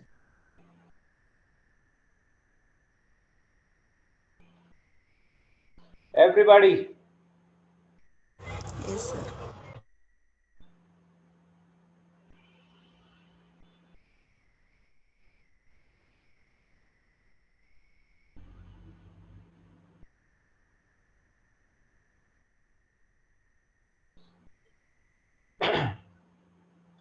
Now,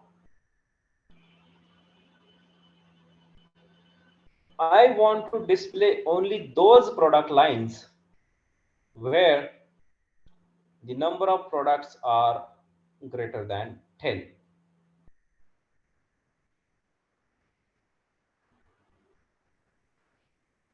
तो सिर्फ ऐसे प्रोडक्ट लाइन मुझे फाइंड करने हैं जिनके अंदर नंबर ऑफ प्रोडक्ट्स 10 से ज्यादा है। तो क्लासिक कार के अंदर 10 से ज्यादा प्रोडक्ट है, मोटरसाइकिल के अंदर 10 से ज्यादा प्रोडक्ट है, प्लेन्स के अंदर 10 से ज्यादा प्रोडक्ट है, शिप्स के अंदर 10 से ज्यादा नहीं है, 9 है। तो ये मुझे रिजल्ट में नहीं चाहिए। ट्रेन्स 3 है which is less than 10, so this should not be part of our result. तो find only those product lines where the number of products are more than 10.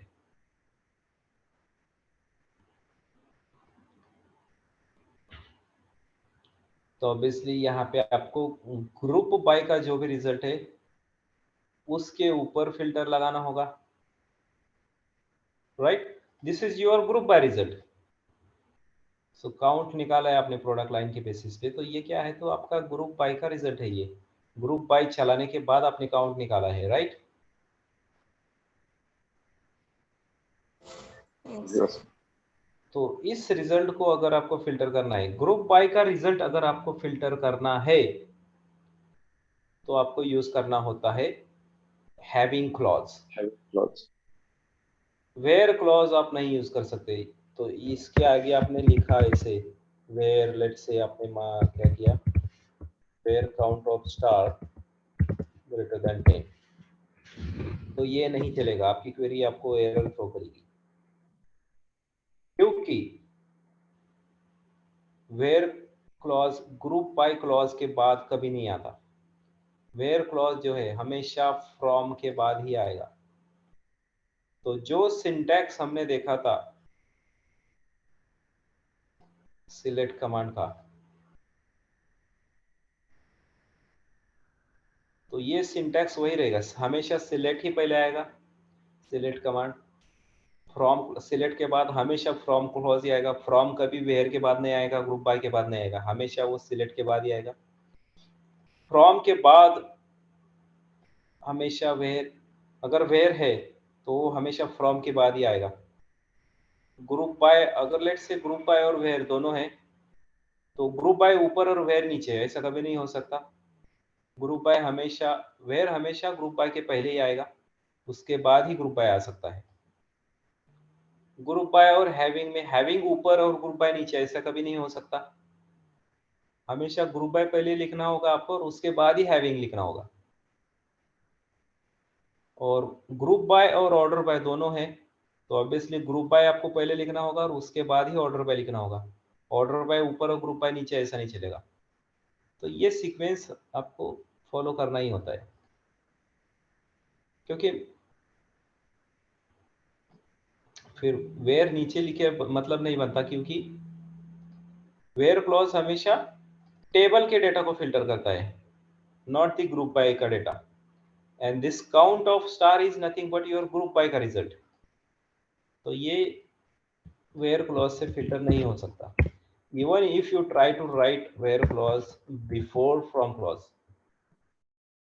तो आप ऐसा लिखते हो select product line count of star from products where count of star greater than 10 group by product line, ये भी query नहीं चलेगी, क्योंकि this count of star is nothing, there is no column by this name in your products table। Product table के अंदर count of star करके ऐसा कोई कॉलम है क्या? हमने यहाँ पे देखा था प्रोडक्ट टेबल का डेटा, इधर कोई ऐसा कॉलम है जिसका नाम है काउंट ऑफ स्टार? नहीं है, क्योंकि काउंट ऑफ स्टार क्या है, तो ये ग्रुप बाय का रिजल्ट है। आप ग्रुप बाय चला रहे हो और उस ग्रुप के बेसिस पे एक एग्रीगेट फंक्शन चला रहे हो जिसका नाम है काउंट। तो काउंट ऑफ स्टार नाम का कोई कॉलम नहीं है, तो वेयर क्लॉज तो फिल्टर नहीं कर पाएगा, क्योंकि वेयर क्लॉज जो हमेशा टेबल के डेटा को फिल्टर करता है। तो इसकी वजह से हम वेयर के बाद कॉलम का नाम डालते हैं जिस किसी कॉलम के बेसिस पे डेटा को फिल्टर करना है। But count of star is not your column, it's a group by result. तो इसकी वजह से ये वेयर क्लॉज के थ्रू फिल्टर नहीं हो सकता। तो ग्रुप बाय का रिजल्ट अगर आपको फिल्टर करना है तो आपको यूज करना होता है हैविंग क्लॉज। यहाँ पे आप फिल्टर कर सकते हो having count of star is greater than 10। तो जिस किसी प्रोडक्ट के अंदर टोटल काउंट 10 से ज्यादा है, सिर्फ वही प्रोडक्ट लाइन का डेटा मुझे तो दिखा। So it will display only those product lines where the number of products are more than 10.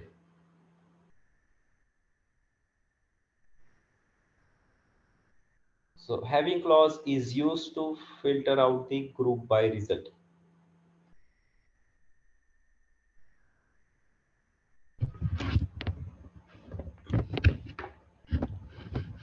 Clear?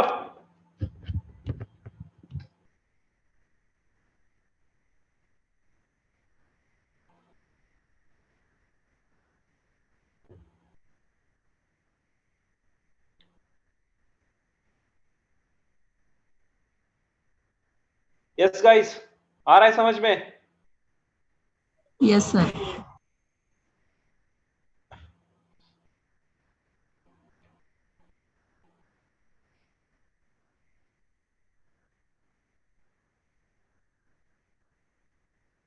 So next example, list all the orders where total order amount is greater than 5000.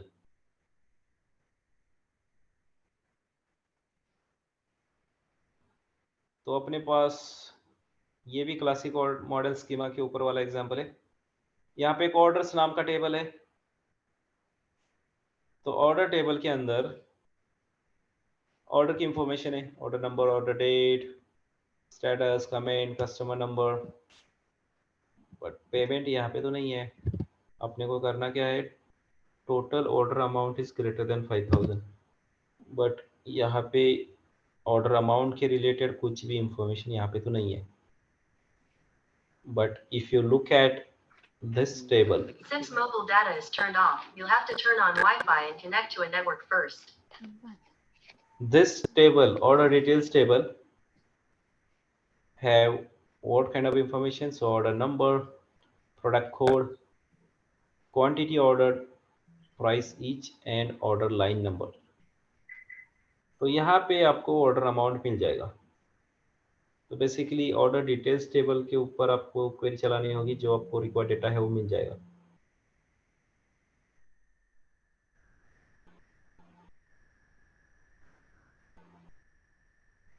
सो देखते हैं पहले तो order table, order details table का data.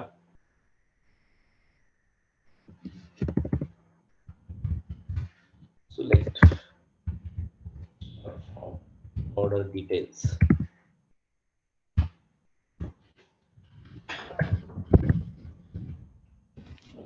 Order detail table में क्या है अपने पास, ऑर्डर नंबर है, प्रोडक्ट कोड, तो कौन सा प्रोडक्ट खरीदा था उसने, उस प्रोडक्ट का कोड, कितने क्वांटिटी खरीदे थे उसने उस प्रोडक्ट के, एक क्वांटिटी का प्राइस क्या है, price each, and order line number. तो पॉसिबिलिटी है कि एक ऑर्डर के अंदर कस्टमर मल्टीपल प्रोडक्ट्स खरीद सकता है, राइट? अगर मैं फ्लिपकार्ट से मैं at a time, at the same time मैं मोबाइल ऑर्डर कर सकता हूँ, मैं शूज ऑर्डर कर सकता हूँ, मैं क्लॉथ्स ऑर्डर कर सकता हूँ एक ही ऑर्डर के अंदर। आपने ऐड टू कार्ट में एक मोबाइल ऐड किया, कुछ कपड़े ऐड किए, कुछ शूज ऐड किए, और फिर टोटल पेमेंट आप करते हो, जितना भी टोटल पेमेंट, और क्वांटिटी भी आप एक या दो मोबाइल खरीदना चाहते हो, कपड़े कितने, 4 कपड़े खरीदना चाहते हो, शूज कितना, 1 2 4 शूज खरीदना चाहते हो, तो क्वांटिटी भी आप डालते हो और ऐड टू कार्ट करते हो, और उसके बाद वहां पे आपको फिर टोटल आता है कि एक क्वांटिटी का, एक शूज का, एक क्वांटिटी का प्राइस कितना है, आपने कितना खरीदा, 2, तो 2 का इतना हो गया। एक मोबाइल का प्राइस इतना है, आपने खरीदे हैं लेट से 3 मोबाइल, तो 3 मोबाइल का कितना होगा, इतना। एक क्लॉथ का प्राइस इतना है, आपने खरीदे हैं टोटल 10 क्लॉथ, तो 10 क्लॉथ का कितना होगा, इतना। तो फिर इन हर एक प्रोडक्ट के क्वांटिटी का टोटल, और उसके बाद पूरा टोटल, तो मोबाइल का जितना टोटल, क्लॉथ्स का टोटल, शूज का टोटल, तो इसका टोटल आता है। तो अपने को भी वही करना है कि टोटल कितने भी प्रोडक्ट्स उसने खरीदे हो, कितने भी क्वांटिटी होने दो, टोटल प्रोडक्ट का जो भी ऑर्डर का उसका अमाउंट है, वो अगर 5000 से ज्यादा है तो वैसे वाले ऑर्डर्स अपने को फिल्टर करने हैं। तो यहाँ पे देखोगे आप, तो ये एक ऑर्डर है, इस एक ऑर्डर के अंदर उसने टोटल कस्टमर ने 4 प्रोडक्ट खरीदे हैं, 4 प्रोडक्ट के कितने क्वांटिटीज खरीदे, तो एक प्रोडक्ट है जिसका क्वांटिटी उसने 30 खरीदा है, कोई दूसरा एक प्रोडक्ट है उसका क्वांटिटी उसने 50 खरीदा है, तीसरा प्रोडक्ट है उसका 22 क्वांटिटी खरीदा है, और एक और प्रोडक्ट है जिसका 49 क्वांटिटी उसने खरीदा है। हर एक प्रोडक्ट का एक क्वांटिटी का प्राइस कितना है, तो इतना है, तो एक क्वांटिटी का प्राइस इतना है, तो 30 क्वांटिटी का कितना हो गया, इसको मल्टीप्लाई बाय 30 करो। तो ये ऐसे करके फिर इनका टोटल अगर 5000 से ज्यादा आता है तो वो ऑर्डर तुम्हारे रिजल्ट में दिखानी है आपको।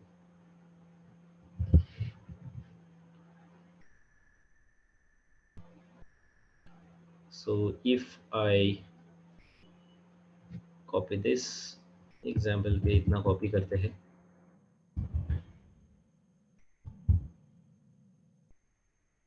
so ये एक ही ऑर्डर है, एक ही ऑर्डर के अंदर उसने 4 प्रोडक्ट खरीदे। ये प्रोडक्ट का कोड है, ये क्वांटिटी है और ये एक क्वांटिटी का प्राइस है। तो एक क्वांटिटी का प्राइस अगर $136 है तो 30 क्वांटिटी का प्राइस कितना हो सकता है? तो सबसे पहले तो आपको ये निकालना होगा।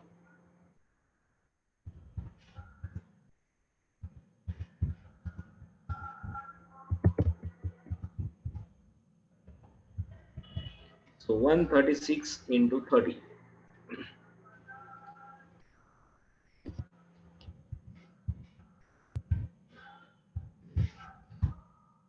ये आता है 4080, 55.09 into 50,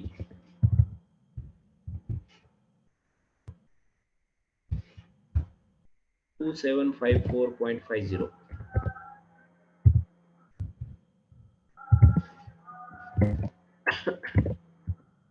then 75.46 into 22,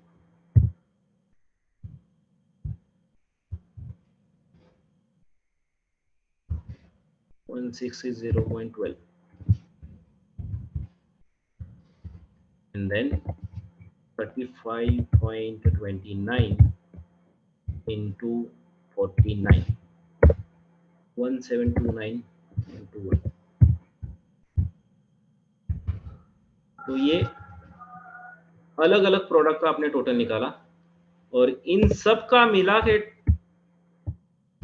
अगर टोटल 5000 से ज्यादा होता है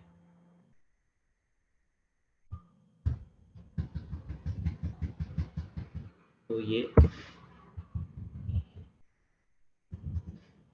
इन सब का मिला के टोटल अगर 5000 से ज्यादा होता है तो ऑब्वियसली इसका तो हो रहा है 5000 से ज्यादा।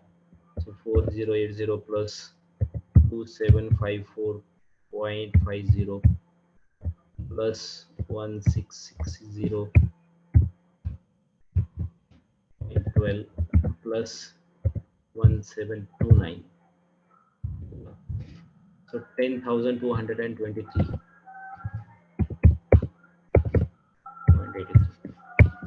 तो इस एक ऑर्डर का टोटल कितना हो रहा है? तो इतना हो रहा है। तो ये तुम्हारे रिजल्ट में आना चाहिए, ये वाला ऑर्डर। अगर कोई एक ऑर्डर ऐसा है जिसका टोटल 5000 से कम आ रहा है तो वो ऑर्डर तुम्हारे रिजल्ट में नहीं होना चाहिए। सिर्फ आपको ऐसे ऑर्डर्स रिजल्ट में दिखाने हैं जिनका ऑर्डर अमाउंट का टोटल 5000 से ज्यादा है। और ऑर्डर अमाउंट का टोटल निकालने के लिए पहले तो आपको जो भी प्रोडक्ट खरीदा है उसके कितने क्वांटिटीज खरीदे हैं, तो हर एक प्रोडक्ट का पहले तो तुमको अमाउंट निकालना होगा। तो ऐसे सारे प्रोडक्ट्स उस ऑर्डर के अंदर जितने भी खरीदे गए फिर उनका टोटल मिला के तुम्हारा एक्चुअल तुम्हारे ऑर्डर का टोटल आएगा। तो अगर वो टोटल 5000 से ज्यादा है तो वो ऑर्डर तुम्हारे रिजल्ट में दिखाना है आपको। अगर 5000 से कम है तो नहीं दिखाना।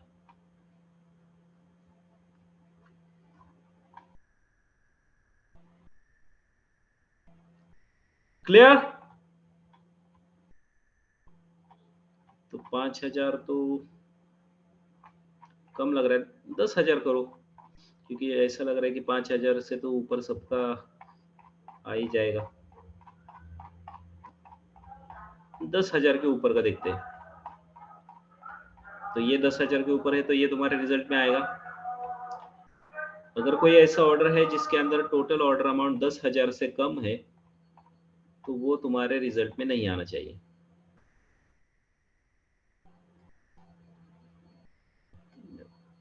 काफी सारे ऑर्डर का डेटा यहाँ पे, so huge data is there। so बोलो क्या कर सकते हैं? सबसे पहले तो आपको दिखाना क्या है? तो आपको दिखाना है यहाँ पे ऑर्डर नंबर और उसका टोटल अमाउंट, उस ऑर्डर के अंदर कस्टमर ने कितना पैसा खर्च किया। तो एग्जांपल के लिए हमने एक ऑर्डर यहाँ पे देखा था, तो उसने इतना पैसा खर्च किया है। कोई दूसरा ऑर्डर इसके अंदर मान लो टोटल ऑर्डर अमाउंट इतना ही आ रहा था, तो ये ऑर्डर नंबर तुम्हारे रिजल्ट में नहीं होना चाहिए। सिर्फ ऐसे ऑर्डर नंबर्स जिनका टोटल 10,000 से ज्यादा होता है। बोलो, what would be the query?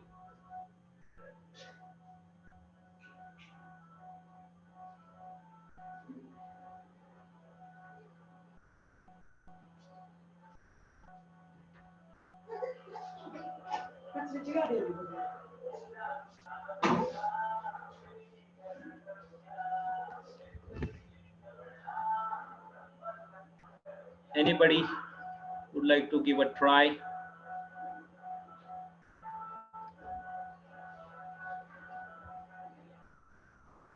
Data आपके सामने है, क्या करना है वो भी बता दिया, आपको सिर्फ क्वेरी लिखनी है अभी।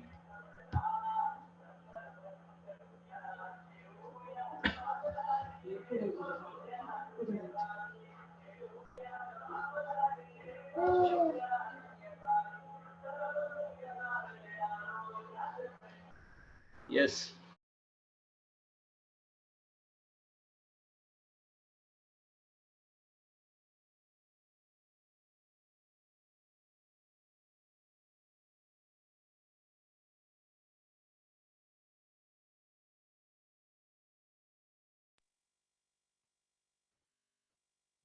चलो एक काम करते हैं, ये भी आप होमवर्क के लिए रख दो।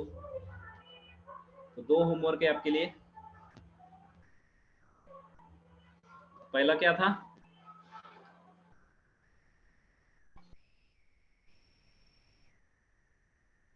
पहले वाला होमवर्क क्या था? हाँ, ये वाला था। ईयर और मंथ की बेसिस पे टोटल पेमेंट कितना आया था ये आपको दिखाना है। एंड देन दूसरा, ये ऐसे ऑर्डर्स आपको निकालने हैं जिनका टोटल ऑर्डर अमाउंट 10,000 से ज्यादा है।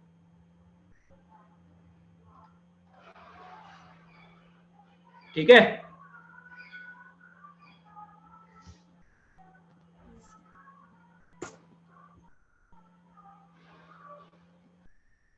अरे कुछ तो बोलो। Yes sir. होंगे हो क्या?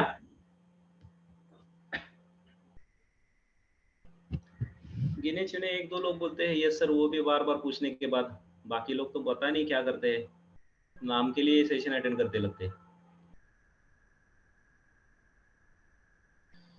So please try at home. Simple है, पूरा रिक्वायरमेंट मैंने आपको एक्सप्लेन किया है कि करना क्या है। सिर्फ आपको क्वेरी लिखनी है। सो थोड़ा दिमाग बुझा लो। सिंपल है, आपको आना चाहिए, क्योंकि उसके रिलेटेड एग्जाम्पल तो हमने देख ही लिए। So please try at home. फिर नेक्स्ट सेशन में हम उसको सॉल्व करते हैं। ठीक है? Okay. So we will stop here for today. बाकी जो बचे हुए एग्जाम्पल्स है वो देखते हैं अगले सेशन में, और 2-3 एग्जाम्पल बचे हैं। So we'll see those examples in the next session.